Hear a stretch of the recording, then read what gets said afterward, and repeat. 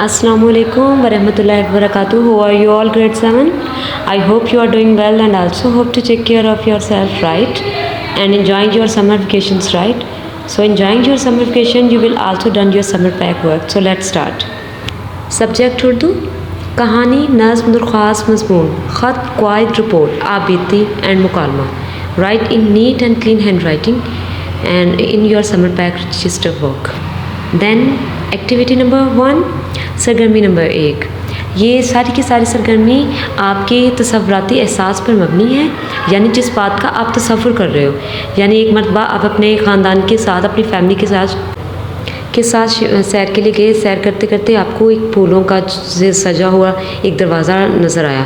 आप जैसे उसके पास गए, जैसे उस दरवाज़े के दूसरी जानब कदम रखा तो आपका जो राब्ता है इस दुनिया से ख़त्म हो गया. अब आपने बताना है इस एक्टिविटी में कि आपके साथ क्या वाक़यात पेश आए और आप अपनी दुनिया में कैसे वापस पहुँचे. 10 ज़ैन निकात को मद्देनज़र रखते हुए दौरान सफ़र पेश आने वाले वाक़यात और इस सफ़र का दिलचस्प अहवाल रुदात की सूरत में लिखे. और जिस वर्ल्ड में, जिस दुनिया में आप गए हैं, वहाँ का माहौल कैसा था, वहाँ का मौसम, वहाँ का खाना पीना कैसा था और वहाँ पर आपको क्या क्या मुश्किलात पेश आई और आप कैसे वापस आए. Is that clear?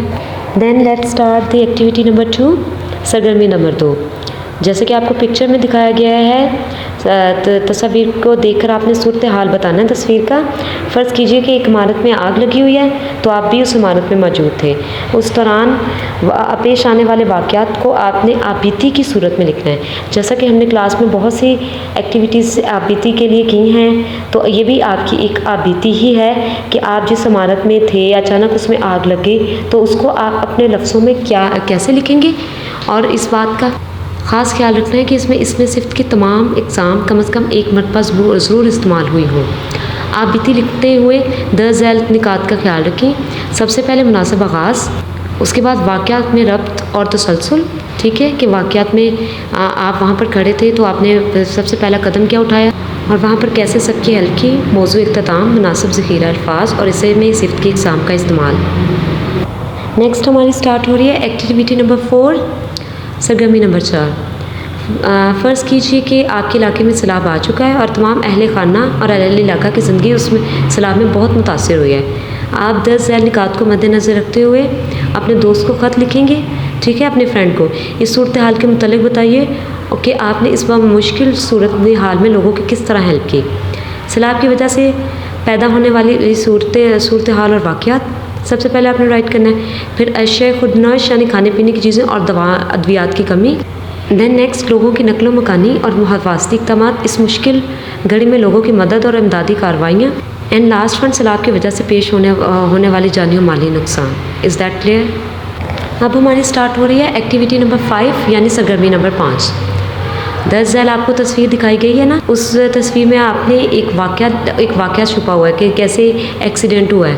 उस वाक़या निगारी को आपने 150 से 200 अल्फाज पर मुश्तमिल लिखना है और इसमें मारफा की इक़साम कम से कम एक मरतबा ज़रूर हुई. और वाक़या निगारी लिखते हुए 10 ज़ैल निकात का ख़ास ख्याल रखना ज़रूरी होता है. सबसे पहले आगाज़, ठीक है कि सबसे पहले वाक़या का आगाज़ कैसे हुआ है, फिर उसका नफ्स मज़मून कि वाक़या कहाँ पर के पेश आया और कैसे एक्सीडेंट हुआ है. उसके बाद उसका इख्तिताम लिखना है यानी इख्तितामिया. दैन मुनासिब ज़ख़ीरा अल्फाज का इस्तेमाल करना है और इसमें मारफा की इक़साम का भी लाज़मन इस्तेमाल करना है. और अगली है हमारी सरगर्मी नंबर 6. जैसा कि पिक्चर में दिखाया जा रहा है, क्या वाकई रोबोट इंसान की जगह ले रहा है? तो क्या आप इस बात से एग्री हो या डिसएग्री हो, यानी इसकी मुखालफत करते हो या मुआफ़क़त करते हो. उसके अकॉर्डिंगली आपने 150 से 200 अल्फाज पर मुश्तमिल एक पैराग्राफ लिखना है. ठीक है, पैराग्राफ लिखते हुए आपने मौजू की मुखालफत या मुआफ़क़त में कम से कम 3 दलाइल पेश करने हैं. Is that clear? Then next हमारी एक्टिविटी स्टार्ट हो रही है एक्टिविटी 7, सरगर्मी नंबर 7. 10 ज़ैल मुहावरत का मफ़हूम लिखना है. ठीक है, कोई से 5 मुहावरात को पैराग्राफ में इस तरह इस्तेमाल कीजिए कि इनका मफ़हूम वाज़ेह हो जाए. ठीक है, लैतलाल होना, मादा ठनकना यानी अचानक मुसीबत का पता चल जाना, इबरत पकड़ना यानी नसीहत पकड़ना, सांप सूंघ जाना यानी चुप हो जाना या सदमे में चले जाना, ढंके की चोट पर कहना यानी सबके सामने कहना, ज़रबुल मिसल होना, शगुफ़ा छोड़ना, खरखरीस होना, आसान ख़ता होना, फक पड़ जाना, रंग फीका हो जाना, किस्सा पाक होना यानी तमाम तमाम हालात से आपका कोई लेना देना नहीं है। शेखी करकरी करना, सबके सामने शोखी मारना। एंड लास्ट वन, क़यामत डाना, यानी सबके सामने अपनी बात को गलत तरीके से मनवाना। ठीक है। उसके बाद है सरगर्मी 8 नंबर 8 जी। उसके दर्ज झैल दी गई तस्वीर की मदद से कहानी लिखिए और कहानी लिखते वक्त आपने मदरजा बाला यानी जो ऊपर आपको मुहावरा दिए हैं उनमें से कोई से 5 जो मुहावरे हैं ना आपने कहानी लिखते हुए उसमें यूज़ करने हैं। इज़ दैट क्लियर जी। नेक्स्ट एक्टिविटी हमारी स्टार्ट हो रही है 9 सरगर्मी नंबर 9, जिसमें ज़रबुल मिसल का मफ़हूम आपने लिखना है। ये आपको मेरे ख्याल से 10 से 12 ज़रबुल मिसल पिक्चर में दिखाई दे रहे होंगे। इनमें से कोई से 3 ज़रबुल मिसल जो आपको आपके अकॉर्डिंगली इजी लगे उनमें से किसी 3 का आपने मफ़हूम लिखना है और कोई से 3 का मफ़हूम वाज़ह करके उसे मुख्तसर कहानी आपकी होनी चाहिए। कहानी में लिखना है। कहानी आपकी 100 से 150 अल्फाज पर मुश्तमिल हो। ठीक है।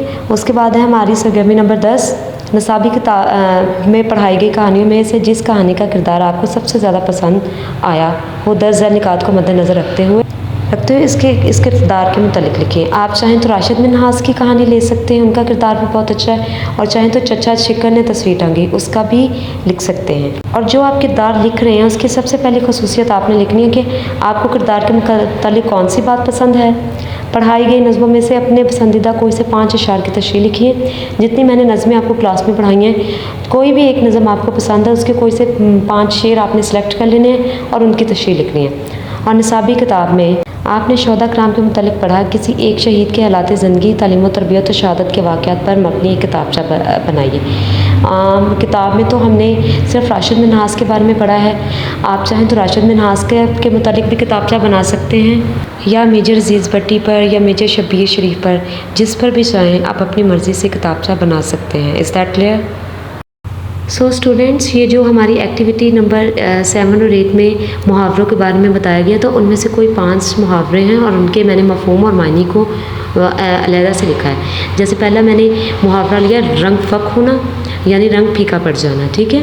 सांप सूख जाना यानी सदमे में चले जाना। कोई आपके सामने ऐसे वाक़या पेश हुआ हो जिसकी वजह से आप गहरे सदमे में चले गए हो। शगुफ़ा छोड़ना यानी बड़ी बड़ी छोड़ना यानी आप काम कोई नहीं कर रहे हो लेकिन बड़ी बड़ी बातें कर रहे हो। इबरत पकड़ना, नसीहत पकड़ना। क़यामत ढाना, आसमान सर पे उठा लेना यानी गुस्सा किसी बात पे इतना गुस्सा करना कि घर का सारा सुकून तबाह कर देना। ठीक है। मैंने ये 5 चूज़ किए। आप चाहें तो इनकी भी हेल्प ले सकते हैं, नहीं तो आप अपनी मर्ज़ी के कोई से 5 चूज़ करके उनके मीनिंग्स लिख के उनका मफ़हूम वाज़ह कर सकते हैं। Is that clear? आगे हमारे स्टार्ट हो रहे हैं ज़रबुल मिसल, जो कि उन्होंने एक पिक्चर में कोई से 3 मांगे थे तो मैंने अपनी तरफ से 3 सेलेक्ट किए हैं और उनके मीनिंग्स मैंने यहाँ पे वाज़ह कर दिए हैं। आप चाहें तो आप कोई भी चूज़ कर सकते हो। चलें पहले मैं स्टार्ट करती हूँ अपना ज़रबुल मिसल नंबर 1, रस्सी जल गई पर बल नहीं गया। इसका मफ़हूम मैंने वाज़ह किया कि इंसान के पास तमाम वसाइल ख़त्म होने के बावजूद भी उसमें अकड़ कम नहीं होती है। नंबर 2 मैंने जो ज़रबुल मिसल के मीनिंग वाज़ह किया वो है ज़रूरत इजाद की माँ है कि ज़रूरत इंसान को नई इजादात बनाने पर मजबूर कर देती है। एंड नंबर 3 मुल्ला की दौड़ मस्जिद तक यानी कुछ लोग सिर्फ महदूद और रवायती अदारे में ही रहते होते हैं, वो किसी के भी कहने पर अपनी रवायात को छोड़ते नहीं। Next and the last activity number 11 सरगर्मी नंबर 11। आपको पिक्चर में 3 मौज़ूआत दिए गए हैं। वो कौन से हैं जो कि आपको पिक्चर में दिखाए गए हैं? नंबर 1 इज़ इल्हामा इकबाल, नंबर 2 पानी एक अहम कुदरती वसीला एंड नंबर 3 सोशल मीडिया फ़ायदे नुकसानात। This is very important topics. You will write the essay in words 250 to 300. आपने इन पर ऐसे मज़ामीन लिखने हैं 250 से 300 अल्फाज पर मुश्तमिल। ठीक है, ये लिखने हैं। और नेक्स्ट है हमारी वेबसाइट्स या निसाबी कुतब बराए मुतालिया। ये आपको कुछ कुतब के नाम दिए गए हैं। अगर आप इन समर वेकेशंस में फ्री हैं तो इन कुतब का इनमें से कोई एक कुतब का मुतालिया कर लें। Is this have any question, any word issue, contact me, I will resolve your issue as soon as possible. See you, अल्लाह हाफिज़।